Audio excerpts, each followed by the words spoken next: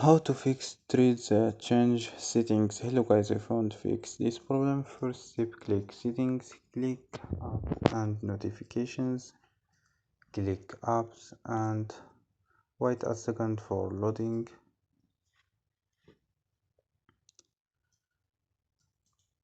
Write your apps threads here and go to force stop, click OK and go to storage, click clear data and click OK and click clear cache. After these steps, go to data and turn off Wi-Fi and turn on Wi-Fi and turn off mobile data and turn on your mobile data. So don't forget like and subscribe. Bye.